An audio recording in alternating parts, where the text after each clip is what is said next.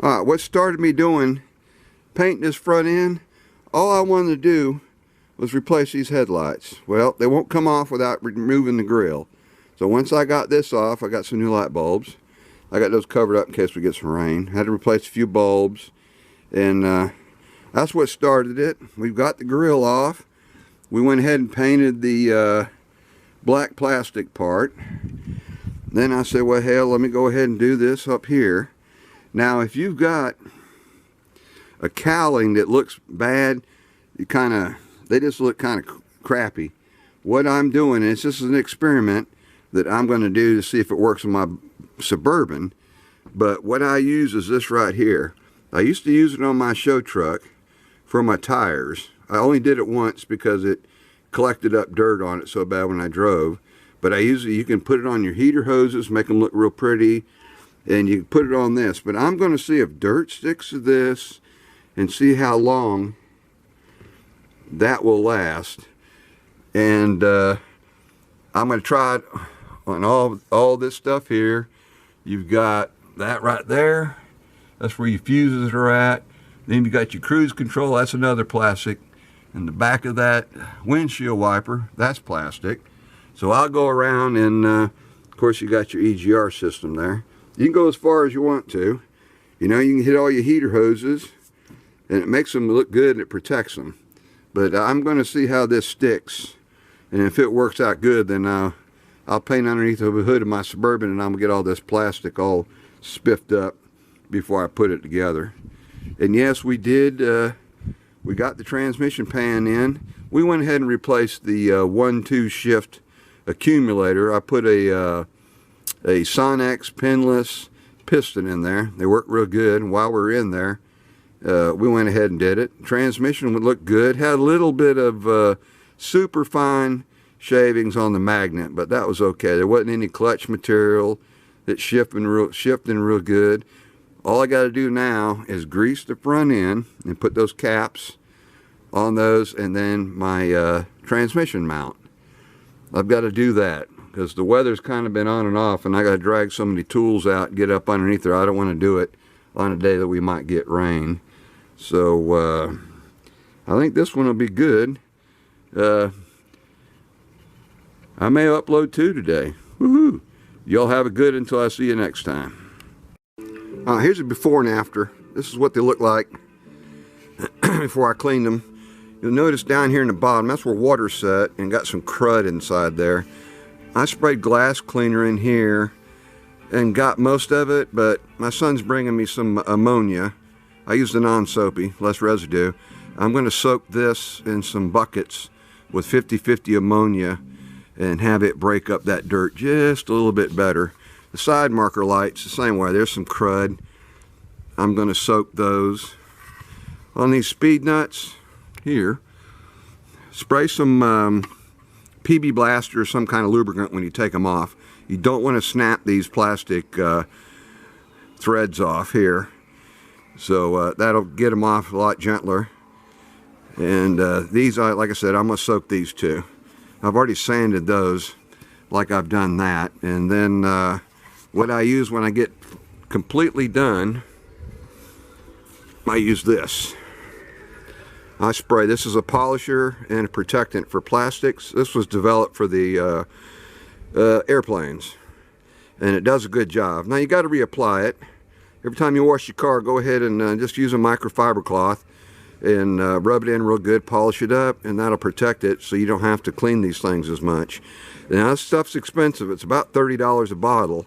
I get it on Amazon, but this bottle will last you forever because it doesn't take a lot to polish it up and protect it with this. And I do tail lights, side marker lights, headlights, everything that's plastic.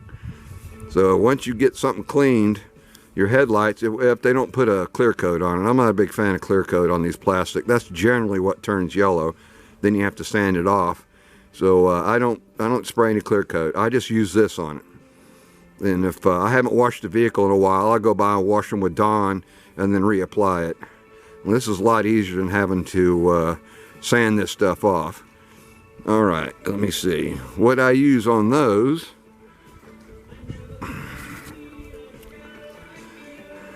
little piece of 1500 emery cloth, and I just spray water, glass cleaner, or something just to keep it wet, and just continually I use a circle motion, and I keep going over it and over it and over it until I get it clean. And this stuff's cheap right here. On these GM OEM ones, if you get light scratching, you really can't see it, and the plexus covers all that up. So now if you got those real expensive ones where it's like super clear, my C6 Corvette had them, and I wouldn't dare do that. I'd get the kit and follow directions, because those scratches on those C6 headlights were, whew, Lord have mercy. They were hard to keep clean, and they're expensive to replace. But on these old GM ones here like that, the OEM ones, it doesn't hurt it a bit. So, all right. All right, on the headlights, I'm not going to clean them. I've got these. These came in our gold truck. They were replaced. They're new. And we put an OEM set on the front because in school, for my paint and body for my son, they had to have them on the vehicle to polish them, and they did a professional job. So we're leaving the OEM ones on our gold one. I'm just going to use these. This one was about half full of water, so I'm not going to use this one. That one's going to get thrown away. I'm going to go to the junkyard, pick me up some that aren't leaking, and recondition them. I'm going to buy some extras, to tell you the truth. I've got 3 vehicles that take them. So if I see them, I'm going to take them and clean them up. They won't charge you much for plastic. My junkyard's pretty good about that, because they don't make any money off plastic other than just people buying this stuff. And he takes good care of me. He's got a lot of OBS trucks out there. But this one, I don't know what happened to it. It just leaked like crazy. So that one's, you can see at the bottom there where I had to drill a hole. My light bulbs still work, believe it or not. I got to use some that CRC QD cleaner, clean up all my connectors and all that stuff on the headlights before I put the grill back on. Alright, what I use to clean on the inside of this from the back, these are brushes you can buy at Harbor Freight, and it's real soft, not real scratchy, and I get in there and you can get to where all that dirt's at down in the bottom. But I'm going to do it one more time after I soak it in ammonia, because you can see it right in there. So handy little tool. I like these plastic ones for stuff like this, and I got, shoot, 3 or 4 dozen of different types of brushes I bought at Harbor Freight. Alright. These were soaked in ammonia water overnight. Had to clean the inside of the ones with bulbs. These ones here got the plexus on it, and I haven't put plexus on here yet. I don't know if the camera's going to pick up the difference, but I can tell. And you do have to reapply it. Every time you wash your car, it's a good idea to get a microfiber cloth and just reapply it. It is a polish and protectant. It seals up any porous areas in plastic. Like I said, they use it on aircraft. But this stuff works good. It's worth the $30 for the bottle. Then it lasts for years. Alright. Alright, let me throw this one in here. We started on the clear coat and the base coat. We're sanding it off, but we wanted to keep it covered up since we're starting to sand. So we're going to probably spray that this week and get that done and see how it turns out. Like I said, I'm not expecting perfection. I want to protect the base coat, make this thing look good, and then eventually we'll just do a full paint job. Take everything off, sand it, and go ahead and shoot it the original color, because I don't want to do the door jambs and have to do a change of color. I may paint that aluminum box black, but I have to figure out a way to etch aluminum so paint will stick on it. Any of you guys got suggestions, let me know. I don't know if it's going to be vinegar or whatever it takes to etch that, but I think it'll look better being black, in a matte black, so I'm going to go ahead and do that. Alright.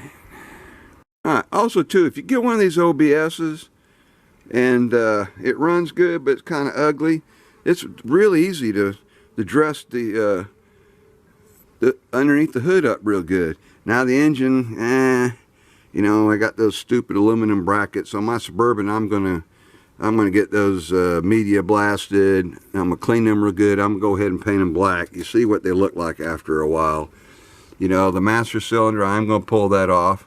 I thought I was gonna do it before, but you don't have to. If it's running good, you don't have to spend a lot of money to make it look nice underneath this hood. A little bit of wire loom, a little bit of cleaning, a little bit of this stuff here, a little bit of paint. Now I'm waiting on these. I started putting this back together and the bolts were a bit rusty. Well, me being me, I wasn't going to leave them rusty, but that's okay. This paint, this gloss paint, is still drying a little bit. I think 2 days and then I can handle it without a problem. But you don't have to spend a lot of money to make them look nice. It really, I mean, if you get a good running one, reupholster the interior a little bit, take care of the clear coat, wax it up, you have you a nice truck. And they run good, and you don't have to spend a ton of money on these. Especially if you find one with a crappy paint job, you can sure talk them down. And there's a lot of channels on YouTube to show you how to do your own paint job in the yard, make your own booth, and do that. So, just wanted to add that in here.